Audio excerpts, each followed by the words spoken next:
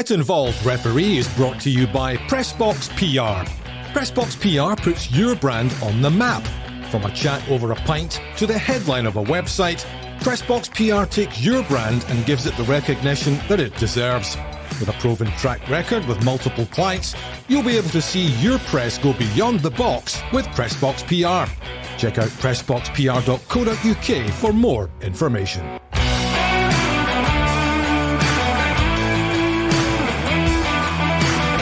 Hello and welcome to Get Involved Referee with Des Roach, Steve Conroy and myself, Lindsay Heron. And we're going to talk World Cup tonight, lads. It's been capturing the imagination, of course, of everybody who loves football across the world for various reasons. But we've also got a little bit of an interesting topic we'll come to later in the show about the potential introduction of VAR in the Scottish Cup, which I'll be keen to get your thoughts on later on. But let's just start with Qatar. What have you made it so far, Steve? I mean, it's been It's a pretty tepid tournament in terms of, the big decisions, in terms of challenges in the park and that type of thing. Most of the problems seem to be from technology. I agree completely. It's certainly been the most tame that I remember, and certainly when you see Mr. Souness and he's commentating, it would never have been like that in his day. Other than the Wales keeper, really can't think of anything, of a particularly nasty nature. Yeah, that's obviously no bad thing, but there was one of the commentators, I can't remember who it was, in one of the games the other night, was saying, they should just get stuck in more. And there's something in that. I think, is it only one red card, Des, so far? Yeah, from my recollection, it's really only Hennessy from Wales, who was... It was a good one, to be fair. Yeah, I mean, I think the night before he was probably watching reruns from 1982 and Schumacher and Patrick Battiston from France, because it was an absolute doozy. But yeah, Steve's using the word tame. I think the World Cup this year has been sanitised to a great extent. Everyone is talking about the three major things: is the use of VAR, handball, and the amount of added time that's going on between each games. It's not about the rough and tumble.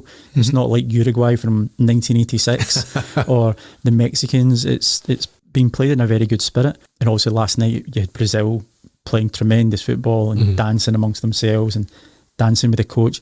Can you imagine a Scotland team that was taking a bit of a hiding there? That next tackle, somebody was landing in the front row. We'll mention Mr. Souness again, will we? Yes, I think Mr. Souness may have had an imprint in that match. It is incredible. I mean, they've got the best of technology, the best of facilities and equipment, and yet there have been so many kind of controversial moments involving VAR. The one I'd like to talk to you about first is the amazing was the ball over the line scenario when Japan played Spain. Quite extraordinary. I mean, even looking at the photographs again, Steve, it's hard to imagine that ball's still in play. I can't imagine how that possibly was in, and we've all seen pictures where there was maybe a blade of covered painted grass that was touching the ball. I'm absolutely flabbergasted that was called out. And okay, it was goal line technology rather than anything else. So rest assured, there is not a pitch anywhere in Scotland where if that happens next season, that's getting called anything other than out. If that was to happen in the Ayrshire Juniors, there would be bedlam, absolute bedlam.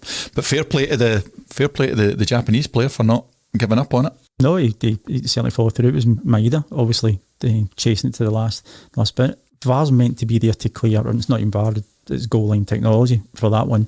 It's meant to be there for clear and obvious decisions. That is not clear and obvious, the fact that people are talking about it 3-4 days later. And if you need to be Albert Einstein in a spaceship 300 miles above the air looking down at a 90-degree angle with a shadow, maybe that's not football. But it's the current legislation. But it was very controversial, and I don't understand how anyone can be convinced that it was fully in or fully out. But it's not even the fact that the ball was touching the line, it's the fact that part of the sphere of the ball was over the line. If it's not actually touching it, it's just, it doesn't need to. Yeah. I can't remember the exact words, but the whole of the ball being over the line doesn't say anything needs to be touching it. So yeah, if you looked from your spaceship, Des, and I know you quite like your spaceship, and you look down and there is the least nick, however minute that nick is, out of the visible white line, then the ball's in play. I don't believe it. I just don't believe it. No. But that's just the way of it. And that was the thing with David Marshall in the Euros, and we've seen all the goalies. They picked on this in particular because it was geographic. I don't think anybody could have envisaged that. Absolutely not. I mean, we're never going to see that in our game, are we, Des? Like Steve says, we don't have that level of technology in our VAR system. And thankfully not, because I think we'd be here for long and weary if we're trying to go over decisions like that. No, we will never have that. We will never have it. The technology doesn't exist within the stadiums that we currently operate VAR within. Mm-hmm. But also, we've just referenced to there, if you're looking for the shadow of the ball potentially crossing part of the white line, it's like going back to the Wimbledon scenario, isn't it? Where you've seen the ball coming across on the tennis court. Who's to say that little guy in the studio has not got a joystick and he's decided just to hold it back a wee bit or put it on? It's impossible, absolutely impossible. And that one almost was impossible to the naked eye. Another one, which I thought was an interesting one, was the Griezmann goal that was disallowed in the France-Tunisia game, where he's in an offside position when the shot comes in, but then one of the Tunisian players then takes possession and clears it, or doesn't clear it for that matter. Griezmann scores, and it's not a goal. Why is it not a goal? So, as we've said before, it's not an offence to be in an offside position. Mm-hmm. That's absolutely fine as long as you're not interfering with play or interfering with your opponent. As soon as the defender has made an active movement to be involved in the game, then Griezmann is then automatically playing onside, mm-hmm. because it's the player, his decision to become actively involved. So it should have been a goal. It should have stood. The player, in my opinion, the player did make a deliberate attempt to become involved with the play. He just happened to make a mess of it. And the consequence was that Griezmann was able to finish the goal and score for France. Where we go with that one, I believe the ball was put down, play was then restarted, mm-hmm. and then they go to VAR. As soon as play's restarted, all bets are mm-hmm. off. You cannot go back and then change your decision. So I can only assume at that moment in time, either the fourth official or the VAR or one of the assistants has been shouting in the referee's ear, and it's maybe been unheard to us. But as soon as that, if the referee's allowed that free kick to be taken, all bets are off. Agreed, absolutely. It doesn't matter the ins and outs, the debate that you can have about the actual incident. Mm-hmm. The minute the ref, not even the minute, the very second the ref starts the game again, it doesn't matter what's gone before, game's on. And he shouldn't, once he started the game, that was it. He should not have been calling it back. Yep. But I think we both agree that as soon as that defender has made the effort to go and play the ball, as he's made that decision, then Griezmann's then back on side. Oh, yeah. A new phase, whatever the phrase is, a new phase. Mm. If the defender had stood still, Griezmann couldn't have done anything. No. You've got all these officials there. You've got VAR, the AVAR, the AAVAR, or whatever, the second assistant VAR, and God, you've got the fourth official, the I don't know, someone in the stand as well. I'm sure he's mic'd up. I mean, and they still can't get it right. Too many cooks spoil the broth. We've never said that it's, or the opposite. We've always said it's not a panacea. The minute you have people involved in anything, no matter the level of technology, somebody's going to make an arse of it. Mm-hmm. And I'm more than aware that both Des and I have made an arse of things on more than one occasion, so we can happily say that. But people are not perfect. Technology is not perfect. And we're maybe showing that we're as well being imperfect without the technology. Technology is only as good as the people who operate it. Whether that's VR or a mobile phone, if you know how to work it and you work it correct, you'll get the best use of it. If you don't, well, good luck.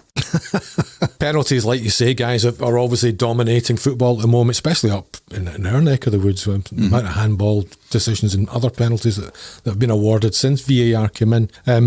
But two different ones to discuss. Lionel Messi challenging Wojciech Szczesny of Poland. He wins the header and Szczesny follows through and catches him in the face with his left glove, and the ref gives a penalty. I thought that was very, very soft and perhaps unusual. I think I agree with you. Again, it's a contact sport. In the box, goalies are going to be flinging their gloves about. And you see, people like goalies with McGregor and Craig Gordon, mm-hmm. your mate Craig Gordon. It's not just gloves; it's studs and knees up and all the rest of it. It's a contact sport, and if you're going in near a goalie who is trying to punch the ball, then there's going to be contact. It wasn't a foul. I don't think for a second that was a penalty. It's not stopped Messi having the attempt at goal. It's not as if Messi's maybe nodded the ball down for himself that he's then wanting to take a second touch. If that was the case and Szczesny's made contact with him, okay, fair enough, because it's still in that phase of play. The ball had gone. The ball was out the field of play. It was minimal contact. I just know it's not a penalty kick for me. And Chesney at that moment in time is allowed to challenge for the ball in the air with his hands. He's the only one who can do that. Mm-hmm. But that's interesting because, like Steve alluded to there, goalkeepers get a heck of a lot of protection, don't they? I mean, not in my games. They're allowed to come up with like Steve says, with their knees up. They jump up with their knees up, which could be dangerous to a striker. But referees never give a penalty to goalkeepers for that. No, we never give penalties to referees. No. But yeah, they do get away with a lot more than somebody outfield. If an outfielder was to do that on the halfway line, it'd be a red. Yeah. But they do get away with it, and all right, they're in a particularly vulnerable position, so they do get a bit of leeway. But there's consequences to coming into contact, I think, with a keeper. And if he, as you say, he's the only one that's allowed to use his hands, so he's allowed to try and punch it, catch it, whatever. Yeah. And if your face is near the glove, then sometimes somebody's going to cop it. As long as it's within reasonable force, isn't it? So there's nothing wrong there. But if FIFA refs are now giving that as a penalty, is that going to drip down into our game, do you think? Well, there's what will determine that is the instructions that come from FIFA to the national associations, and how the national associations then interpret the coaching for their referees. So there is a good chance that it could come down. I certainly hope it doesn't. I think if it does, there's going to be a lot of penalty kicks. There'll be an awful lot of penalty kicks. And, the interminable debate about handball, guys, it was never more valid than the Uruguay match, when playing Uruguay and the Uruguayan defender hits the deck. He's trying to stop himself from falling. The ball goes under his back and hits him in the arm, and it's a penalty. It's an absolute shocker. And we've been talking about it. It's meant to be, if you're making yourself unnaturally, if it's unnatural for the movement, if you're making yourself big, these kind of things. We're doing away with the art of a defender defending. There was absolutely nothing unnatural in what he did. He wasn't trying to make himself big. He was trying to make a damn good tackle. And where's he going to put his arm in a tackle like that? It's totally unnatural to think that you fling yourself into a tackle like that you're going to keep your hands down by your side. It's ludicrous to think that there was anything that other than he was trying to break his own fall. A total reflex. Every single one of us would do the same. I think the thing that I'd taken from it was an honest tackle. He's not, as we've said, he's not went to make himself bigger. He's went to genuinely win the ball. His hand has fallen close to his body, close proximity. His hand's got to be somewhere to break the fall. It's hit him, fair enough. But it was the reaction of the Portugal players. They all expected a penalty kick and were demanding a penalty kick. I'm sorry, you're taking away the skill of the player in defending. You're also taking away the skill of the referee and his ability to have his own mind and his own decision to say, no, that's not a penalty kick. I'm quite happy with that. His hands are tied there. Well, they're going to have to literally be. Yeah, theoretically. So it's getting to the point where if that ball hits you in the penalty area on the hand, is a penalty kick. And we've spoke about it before, about guys running with their arms behind their back like weebles. That's unnatural. Let's give the referee a bit of credit. The best ones will get the right decisions more often than not. Let them make that interpretation. Is that a deliberate handball? Has he done it to stop a promising attack? Has he done it to stop a goal? Or has he done it just as a natural movement of him trying to defend his goal? More often than not, though, most of the VAR, a lot of the decisions have been accurate, haven't they? The offsides, but some of the offsides, guys, there was a Croatia against Belgium. You're talking, the top of the attacker's sleeve was level or just marginally in front. Where does it end? It is ludicrous, but if we're bringing in something like VAR, then we're going to have to put up with things like that, because VAR will show the millimetre offside or the millimetre not. So I think that's just where we are, and we just have to put up with it. Cast our eyes to heaven, but that's just where we are. Do you think, is it are we stuck with this forever? Will there become a bit of a revolution? Will some people say, look, this has gone far too far here. This is not football as we know it. Do you think there'll be any chance that VAR will be ditched in the future? I really don't think so. I think that there's been too much time invested in it and too much money invested in it, not just within a single nation or a single tournament such as the World Cup. It's across the world now. And I think for them to go back on it, you would get marginal decisions maybe not being correct, but it's been they're invested so much in it. Too far down the road, aren't we? Far, far too far. And I don't see it. It's here to stay. and let's just hope we can get it better. But again, that will come through time. The other consequence, Steve, has been the added time in both halves of certain games. I mean, I think that first England game was about 117 minutes or something like that. Utterly ridiculous, isn't it? Oh, ludicrous, yeah. There'll be people missing their train, people won't be getting their tea, all sorts of things out after that. But that's not just down to VAR. That was, they were deliberately targeting time wasting, and they were doing the throw-ins, people celebrating. They'll be playing the World Cup final on the 3rd of January this year. But it is noticeable that certainly in this round, there's a lot less than there was before. I was going to say that. Do you think there's been a wee instruction there? Oh, I think somebody has had a wee word that, no, 18 minutes, that's a wee bit much, boys. Not least the television schedules, I'm sure, around the world. Indeed. Oh, and saying boys, that's obviously wrong as well when you have all female referee teams involved now. But somebody obviously said, nah, we're milking this far too much, so bring it back a wee bit. 4 or 5 minutes, that's normal for us. But I don't see anything that has changed drastically in this latest round compared to the first couple of games that have made the difference. Yeah, I think Kalina was saying that he wanted to step out the time wasting, and I'm sure it was an instruction that was stopping and starting the clock. Yeah. Football's football, it's not basketball. It's not American football. It's meant to be a fluid sport. Yes, don't take the backside out of it, but just tighten it up. And yeah, we have seen a light reduction in the second phase so far.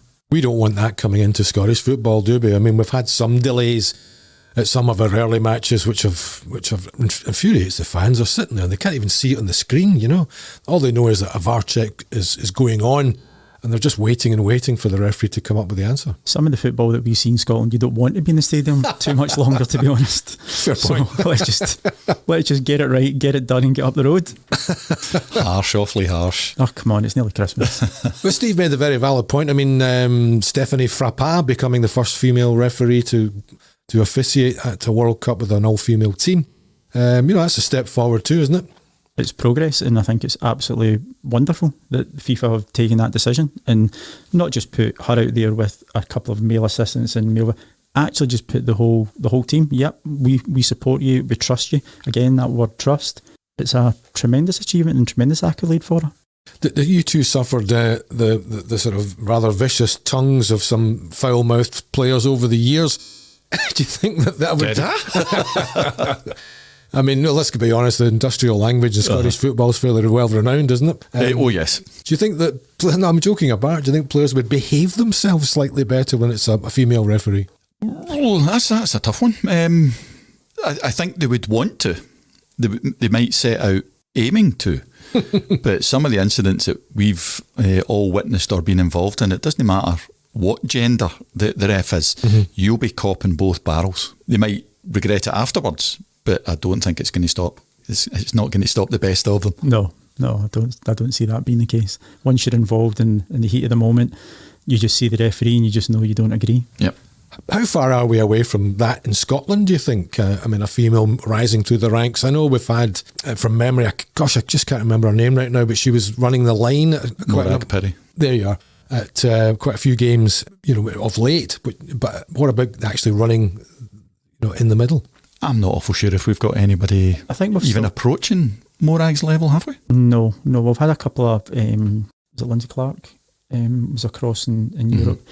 At this minute in time, I don't think we're entirely close to someone being in the middle, but there's certainly female assistants being used within the SPL at the top level, running the line. Yeah. But the old adage, if you're good enough, you're good enough. Doesn't matter your age, if you're too old, too young. If you're able to do that job, male, female, younger or older, you get there on merit. So I certainly hope they do. Yeah, it'll be interesting to see how that develops, won't it? Like you say, we're into the nitty-gritty of the World Cup now with the knockout phase, so that might produce some more difficult challenges, let's say. It surely must do. I would imagine at the weekend, apparently there's a big game involving England. That gets to 10 minutes to go. I think there'll be a lot more meaty challenges getting flung in. And I know Brazil were beautiful the other day, but they're no shrinking violets, and if they're coming unstuck with 2 or 3 minutes to go, it's not going to be polite. So I hope it within reason, but hopefully it gets a lot more tasty than it's been up to now. I think now that you're at the quarter-finals and the semi-finals are almost there. I think the purveyors of the dark arts will be prevalent on the field of play, and just making sure they see out the game, depending on obviously who it's for and how they're playing, or if they're chasing the game or if they're trying to defend it. But yeah, I think we can maybe look for a wee bit of fireworks. Mm-hmm. And just a complete tangent, but talking about purveyors of the dark arts, there was an interesting one the other day where Hearts were playing a friendly in southern Spain, in Marbella, against Almeria.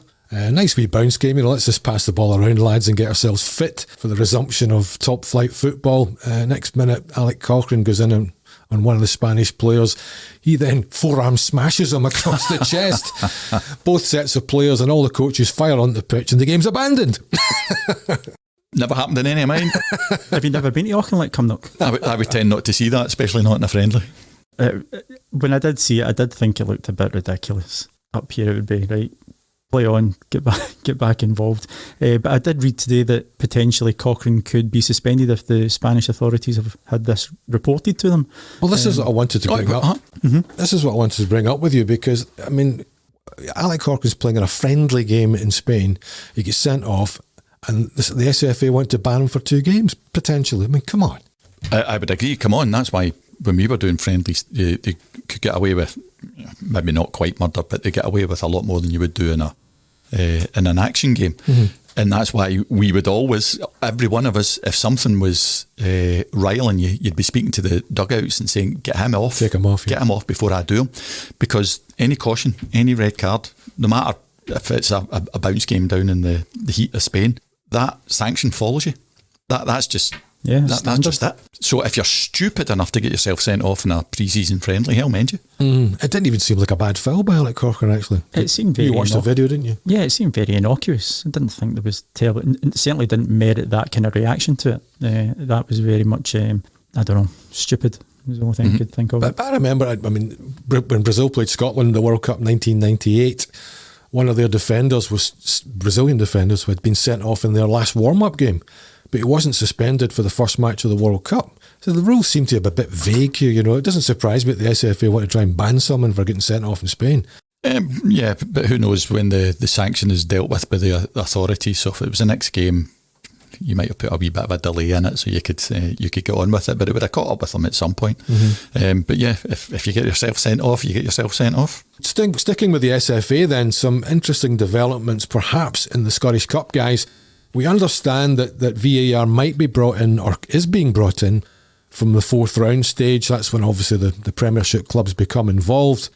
But the caveat is it will only be used at Premiership team grounds. So therefore, Hearts Hibs, no problem. You've got Celtic are hosting Morton, so that's fine. Rangers are up at St Johnstone, no problem. But then you've got the likes of Aberdeen away at Darvel Juniors.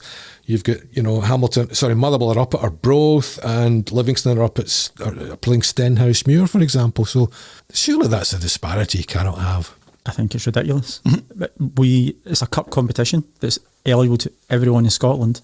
But again, as we've said before, they're going to be refereed under different parameters and under different applications of the law. So if you're a Premier League team and you have that facility available, fine, you play with it. But you might have lower league teams, you might have the League One teams. They cannot possibly have that within their ground. So therefore, for me, it's either one rule for one and one rule for all, and VAR just doesn't count for the Scottish Cup this year. I don't see how it can be fair, and it can be equality for all the teams in it. Mm-hmm. I think they had been bringing it in at the semi-final stage, Steve, last season. Semi-finals and final, there was VAR for the first time, wasn't it? To start it and have, like Aberdeen could get a dodgy penalty against them, or vice versa. Darvel could not, a penalty could not be given Aberdeen's way, and they could get knocked out. I mean, it's just crazy, isn't it? Yeah, absolutely. And apart from anything else, the thing that gets me, it's meant to be the universal laws of the game. It's the laws are applied the same in Darvel as they are at Celtic Park. Mm-hmm. That's the way it should be. But the SFA in their wisdom are now deciding that it's not. And the exact same incident, and we're picking on Darvel, the exact same incident at Darvel and at Celtic could be called in completely different ways because you've got a recall in one ground and you've not in another. It's not fair. Mm-hmm. It's not fair, it's not equitable, and it just leaves a really nasty taste in the mouth. I agree. We've got the technology there, but if Darvel can't use it, then Celtic don't use it. So it would have to be across the board or not at all. Absolutely. Yep. Because, like you say, I mean, there's going to be there's bound to be a decision somewhere. There will be. There will be. Yep, absolutely. But once we get to the quarter, semis, whatever, and if it's all Premier or they're all played at Hampden, fine, bring it in then, because it's a knockout competition. It doesn't matter how they got there. But at this stage, no, you have to referee the same in one pitch as you do on another. Yeah, if Darvel get all the way to the quarterfinals, brilliant. Let's hope they do, because it'd be a fantastic story. But they're then playing at senior grounds, they're then playing at Hampden where VAR is available, absolutely fine. But until that stage where it's all in the same playing field, no, not at all. You wonder why the authorities put themselves in this position where they're bound to be criticised for this. You just said the word, you wonder why. How many times have we said that? Too Makes many. absolutely no sense. And again, you wonder who signs these things off. It's a no-brainer. Seriously, it's madness. Absolutely. Not long to go now till the Premiership resumes, guys. You'll be looking forward to that, of course, next December 15, rather. Rangers Hibs kicks us all off again, and Celtic up at Aberdeen on the Saturday, so it'll be all back on the go again. Well, it'll be a nice wee tame start if they've all been watching the World Cup. Watch this space. Oh God, I don't know if we'll get much of that, Des, will we? Probably not, but hey, that's why we're here, and keeps us talking and keeps us going through the week. Listen, thanks for joining us this week on Get Involved Referee. Remember, send us all your questions to our Twitter or our Instagram, and we'll discuss it with the lads next time around.